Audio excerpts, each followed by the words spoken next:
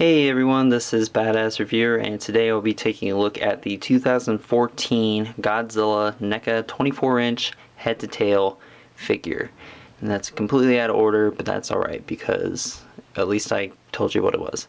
Anyways, this review is going to be pretty shaky probably, and I'm going to try and keep still as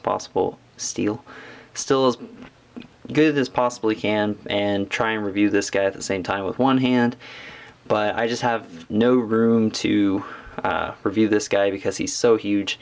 He's actually the second biggest action figure I have. The other one being the Marvel Universe Sentinel figure, but this guy is a pretty close to the same size. I kind of wish I had pulled him out for a size comparison, but I would say he's probably a little bit taller just because he stands up straight and Godzilla kind of slouches over more. But I really wanted to get a Godzilla figure ever since the new movie came out, even though I thought the movie was pretty bad for the most part, except for when Godzilla was actually in the movie and with Bryan Cranston being in it, but the rest of the movie kind of sucked. But I still think Godzilla looked awesome, and I really wanted to get one of his figures. So I was trying to determine if I wanted to get the SH Monster Arts or the Jakks Pacific 50-inch. Is it 50-inch? It's not 50-inch. It's I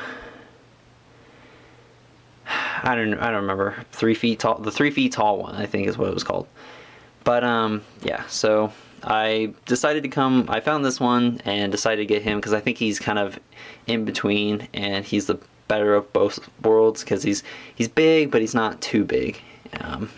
He's big but not small, I guess I should say, and he has a sound effect, which I think makes the deal even better because he can make a roar.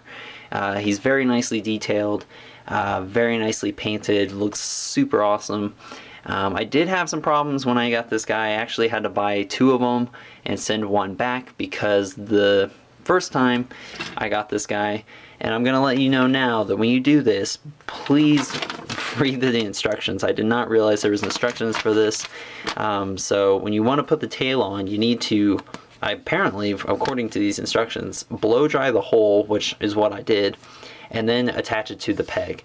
Because if you don't do this, and this is what kind of makes me mad in the first place, is the fact that they would do this. When you stick that in, if you don't heat it up, the plastic is going to be really hard and it's not going to go into that ball peg very easily.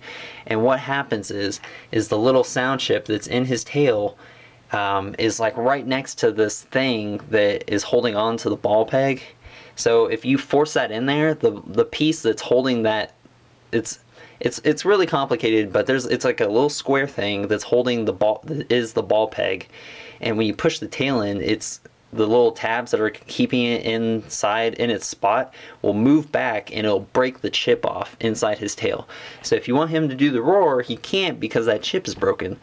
So that's happened to other people, and I really don't understand why they decided to put it right here. They could have put it anywhere else.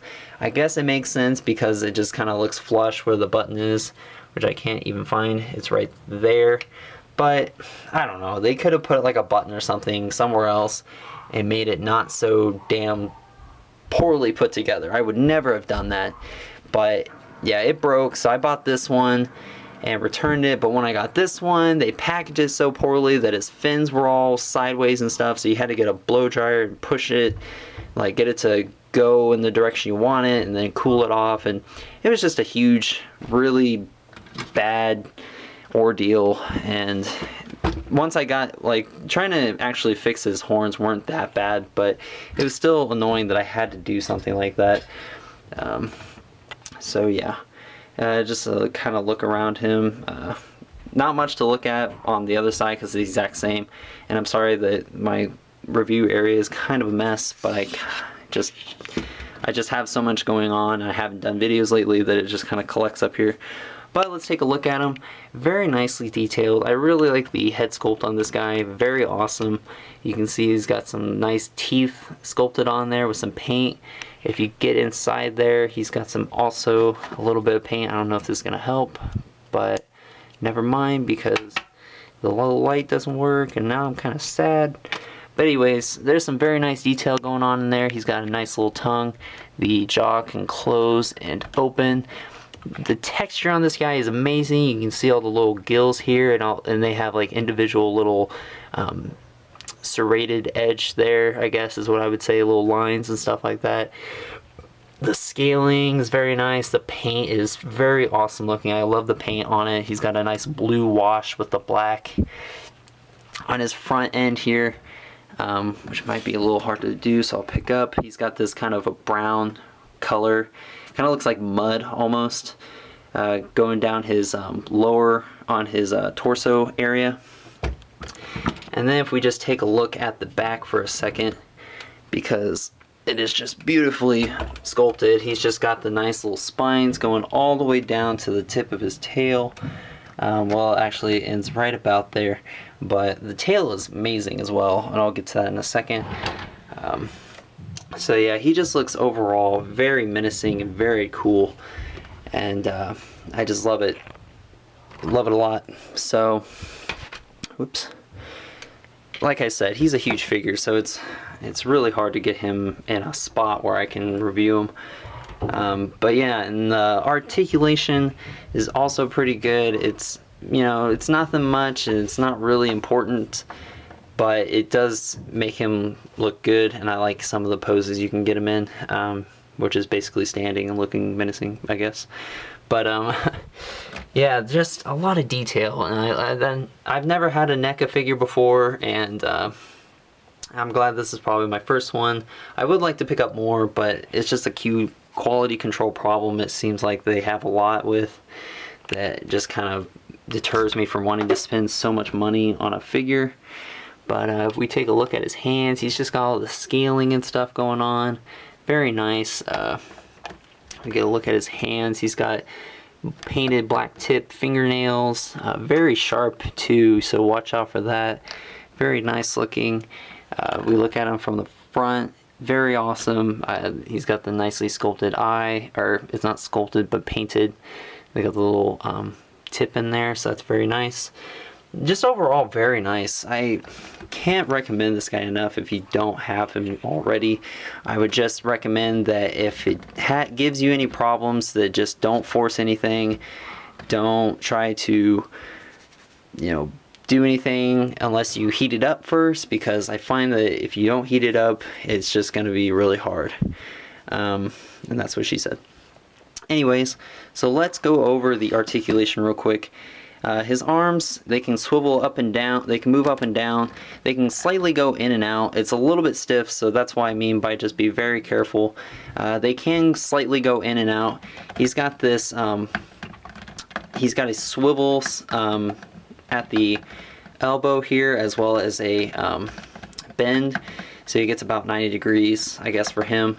He's got a hinge in the wrist, as well as a swivel, so it can go in and out. Very nice. He's got 2 points in the head. He's got one ball peg for the head, so he can move up and down a little bit and look left and right, individual to his neck. And his neck can turn left and right to give him some extra mobility. The next bit would be down to his legs.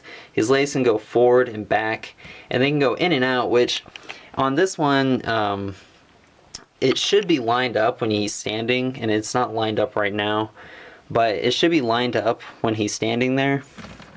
But if there's a weird thing you have to do, you kind of have to like move his leg upward, because the way the peg is in there, it's very strange, and so your leg might not be very flush looking, but if you just work with it, you have to, like, it's very hard to explain, and I'd have to show it, but it's not very easy. Let's see if we can do this real quick, and I'm sorry this review is going to take a little while, but basically, like, he can go in and out, but if you can like push it inward and kind of rotate and like twist it around. It's really hard to explain. It's probably the weirdest joint I've ever seen, but you can move it. It does that. And while I got it here, he can bend at the knee here and swivel. And then he's got a rotation in the foot, and I'm not sure if there's a hinge there either.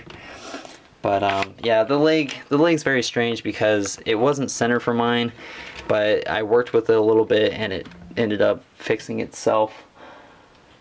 So the next piece of articulation comes down to this larger piece of his tail here. It doesn't really do anything. It kind of can rotate left and right, but I wouldn't recommend it just because I don't want to, like, you don't want to mess up the tail. But that can move. And then here is where the tail connects, and that can spin around and rotate, but I don't typically mess with it because the tail just pops off. But the tail can move pretty much on every section of his tail. Here's gonna be another part where it's kind of hard. So it rotates, it can move here, it can move here, here, somewhere down here. It's got a lot of moving parts to this, so you can pretty much move the tail however you want to. Just be careful not to pop the tail back off, or else you're gonna have to go and move it again. It can't none of the pieces I think rotate, but it's really nice that it can move, because then you can make his tail go one way or the other, and it kind of gives it a different little sway. Or you can have it like swaying, or you can have it completely stretched out, or you can have it kind of sticking up in the air. The tail is mostly going to be used to balance him a lot, so unless you can get him on a stand or something, because he does have peg holes on the bottom of his feet, he's going to be pretty much propped up on his feet. But overall, it's a really nice figure. I mean, I was really hoping he'd be a little bit better, but just with all the problems, after a while it kind of brings you down, and then you kind of just like, man, I don't know if it was really worth all that trouble for this figure. But I still think it's a great figure. I got mine pretty cheap. I don't know if you can find one for a little bit cheaper than 70 bucks, which is normal retail for it, go for it. But I thought this guy was pretty good, and I really like it a lot for being my first NECA figure, and I would have to say he's probably the coolest looking figure for Godzilla, if you're looking for a Godzilla figure. So anyways, guys, I hope this review was good. I'm sorry it was a little bit long and kind of confusing at times. It's really hard to review this guy in such a small review area, so I apologize. But hopefully you guys will, you know, pick up this figure, because I do think it's a really good figure, despite that it might sound like I kind of don't like it. But I do really like this guy. He's a really nice looking piece, very nice for displays, and if you're a huge Godzilla fan, then obviously it's got to be an instant buy for you. Just be very careful with them, because figures like this are very fragile and could break pretty easily. So anyways, I hope you guys enjoyed the video. Please like, comment, share, and subscribe, and stay tuned for more video reviews coming up in the near future, and I will talk to you guys later. Bye.